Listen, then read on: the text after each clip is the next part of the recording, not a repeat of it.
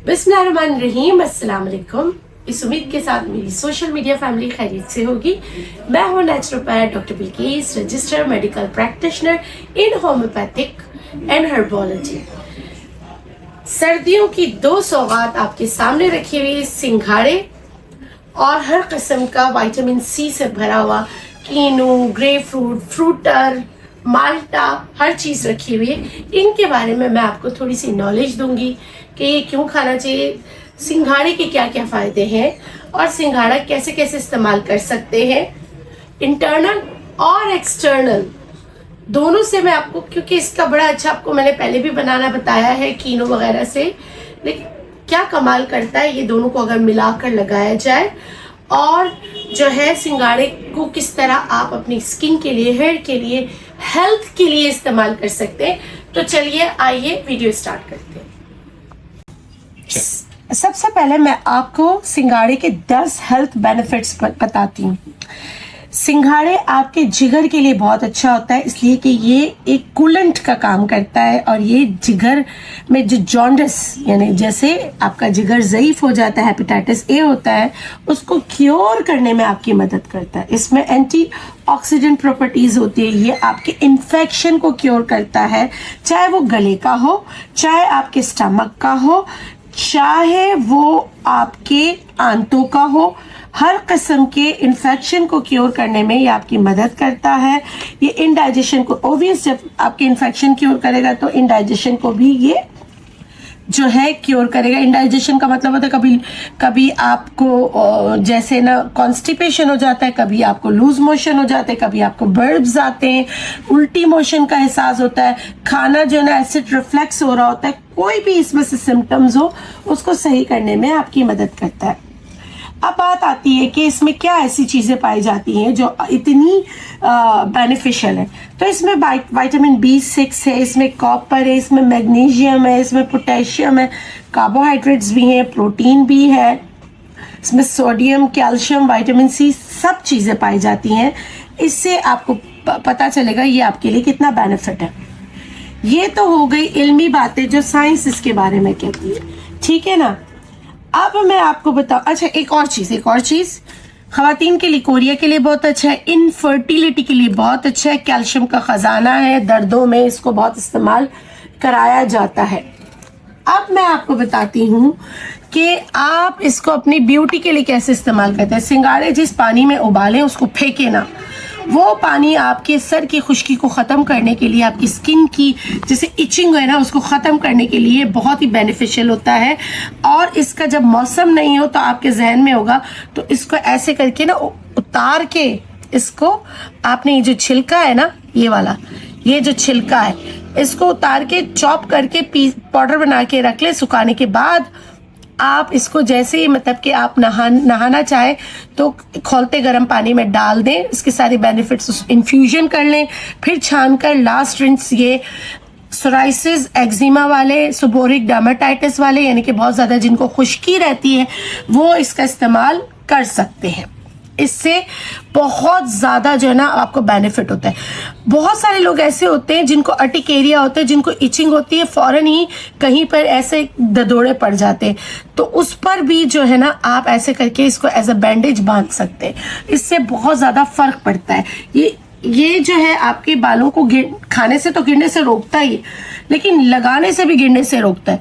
अच्छा, अब मैं आपको सिंघाड़ा और ऑरेंजेस दोनों को मिला के एक बेहतरीन मास्क बनाना बताऊंगी जिससे आपकी स्किन बहुत ज़बरदस्त हो जाएगी। आप जो सिंघाड़ों का ऊपर के छिलकों का पाउडर बनाएंगे ना, वो उबले हुए का नहीं बनाएंगे। आप घर लाकर जो है ना जो उबले हुए का बनाएंगे तो आपको बेनिफिट नहीं होगा। आपने कच्चों का ऊपर का छिलका उतार कर फिर इसका पाउडर बना कर रखना है, तो आप ज़्यादा इस बेनिफिशियल होगा। वैसे आप उबले हुए का भी कर सकते हैं लेकिन वो इतना बेनिफिशियल नहीं होगा। अच्छा, इस मास्क में भी हम कच्चे सिंघाड़े ले रहे हैं, पका कर नहीं ले रहे हैं, ये याद रखिएगा, ठीक है। और ये मास्क बहुत आसान और इंस्टेंट रिजल्ट है। अब ये मास्क क्या करेगा ये भी बता देती हूँ। आजकल है शादियों का सीज़न, ये ऑल इन वन मास्क है, मतलब कि अगर झुर्रियाँ आ रही हैं उनको भी मतलब वक्ती तौर पर याद रखिएगा मिनिमाइज करने में आपकी मदद करेगा। लगाते रहेंगे तो इंशाल्लाह इसके बेनिफिट्स आप उठाएंगे।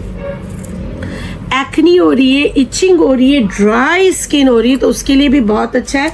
इसके लिए मैं कितने सिंगाड़े ले रही हूँ, मैं यहाँ ले रही हूँ 3 सिंगाड़े, और इसके साथ मैं विटामिन सी का ख़जाना जो है हमारा ऑरेंज, उसका जूस लूँगी और इनको ब्लेंड कर दूँगी। ठीक है, ये 3 सिंगाड़े जो है ना, ये मैंने इसमें डाले हैं। अब मैं इसमें डालूँगी ऑरेंज जूस थोड़ा सा। ये देखिए मैंने ऑरेंज को कट किया है, इसके जो ये बीज है ये हटा दूँगी, बीज नहीं डालने हमें।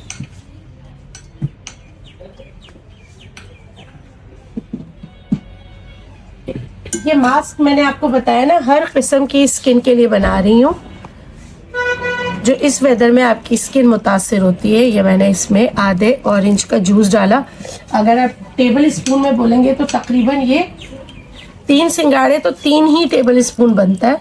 ये मैं इसमें निचोड़ रही हूँ। ठीक है, और इसको मैं करूँगी ब्लेंड। ये देखिए इससे क्रीमी सा टेक्सचर बन जाता है।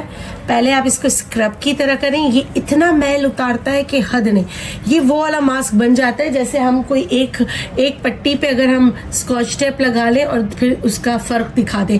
तो अभी आप जो है ना करके दिखाएगा चेहरे पे। हमारे पास बहुत ज़्यादा मॉडल्स नहीं होते, हमारी ही जो है ना ऑफिस की जो है अच्छी सी नौरीन प्यारी सी, वो जो है ना इसको लगाकर आपको बताएगी। ये वाला ज़रूर करना ताकि रिजल्ट पता चले कि कितना ज़बरदस्त है। आप लोग बोलेंगे कि इतनी सारी चीज़ें रखी, आपने सिर्फ ये उठाया। आपकी मर्ज़ी है, आप माल्टा लें, आप फ्रूट टर लें, आप ग्रेप फ्रूट लें, सिंगाड़े के साथ इनमें से किसी का भी जूस आप ले सकते हैं।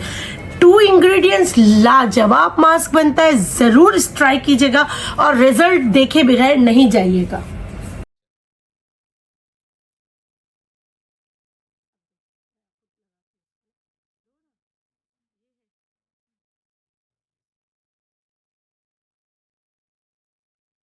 इसमें ना थोड़ा सा पानी मिला सकते हैं अगर आपको लगे।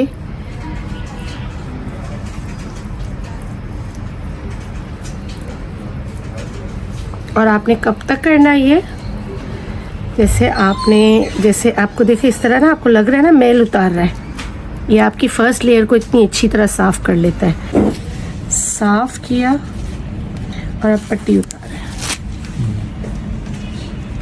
अब आप देखिए साफ और ये बीच में आप देख लो। अच्छा देखिए इसमें विटामिन सी है, तो अगर आप ये जब मास्क लगा लेंगे उतारेंगे तो उसके बाद अगर आपको कोई भी हाइड्रेशन चाहिए हो तो आप जो है ना कोकोनट ऑयल लगा सकते हैं, ऑलिव ऑयल लगा सकते हैं, कोई भी ऑयल जो है ना आप यूज़ कर सकते हैं, या अच्छा सा मॉइस्चराइज़र जो है ना वो लगा सकते हैं। जी जनाब, इस उम्मीद के साथ कि ये वीडियो आपको पसंद आई होगी। अगर पसंद आए और आपको लगे कि इसकी किसी को ज़रूरत है तो प्लीज़ उनके साथ शेयर भी कीजिएगा। और जाते जाते आप लोगों के लिए ढेरों दुआएं। खुश रहें, शाद रहें, आबाद रहें, जिए और जीने दें। अल्लाह गफूर रहीम आप लोगों को औलाद के गम से महफूज रखे। आमीन या रब्बुल आलमीन। अल्लाह निगहबान। अल्लाह हाफ़िज़।